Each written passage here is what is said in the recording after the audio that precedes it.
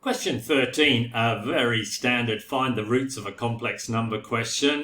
We want all the solutions in the range minus pi to pi, which is fairly normal. The formula sheet has got this little hint for us to get some working down. So job number one is to convert Z4 into its polar form. So if we factor 8 out, we're left with a root 3 plus I, root 3 across 1 up, so the angle is 30 degrees or pi by 6. Magnitude will be 2, multiplied by 8 is 16. So there's the first mark. The second mark is typically then to apply to Weyer's theorem, and we've got the fourth root of this is Z is going to be 2, the fourth root is 16, cis, and then we divide pi by 6 by 4, and over here we've got the 2 pi k over q, and we're taking the fourth root, so 2k pi over 4 pops in there where k belongs to the set of integers. So there's our second mark, and then we just basically pop in a few values of k to get 4 different solutions. So obviously if k is 0, we're going to get this one down here. I've actually put them in order from smallest argument to largest, but who's worried about that? Now, so that's 1 minute we've taken to get that far. Obviously you've got to spend the time doing it.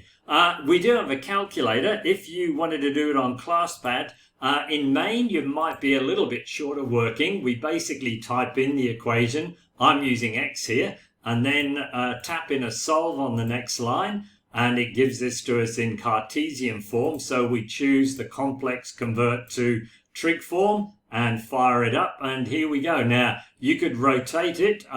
For me, I can just quickly flip into resizable mode here, and here they are. So basically you can write them down. Now we don't get much working this way, and it is a full marker, so you might be a bit nervous about doing that.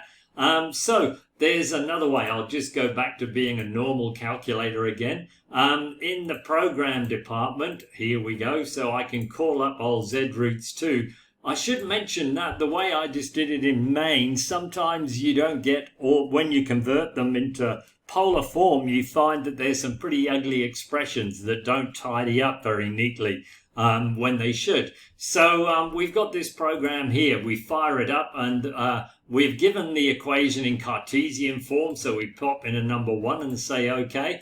And then we've got to put in how many roots we want first, 4, and then a comma, and then the real part, which is 8 root 3, so 8 square root of 3, close the brackets, and another comma, and finally the imaginary part, which is 8. So here we go. We say OK, and then here's the first mark. So down here we can see the program's telling us right in polar form, this is 16 cis pi by 6. We're in standard mode. When we tap the go button down next to the battery here, then we get it in decimal mode. So we'll skip that. We're not interested. And then we get the how do you want to see the solution screen. So number 1 is polar standard. Let's do it. So we'll say we'll have a number 1. Thanks very much. And here's the general. So this is what I'd write down for the second mark. ZK is 2 cis 12k pi minus 23 over 24, which is basically this, fiddled around with a little bit. For this one, we just pop in k is 0, 1, 2, and 3. So there's my second mark. We say OK. And then here are all the actual arguments, and the magnitude is 2. So that's a pretty sweet way of doing it as well.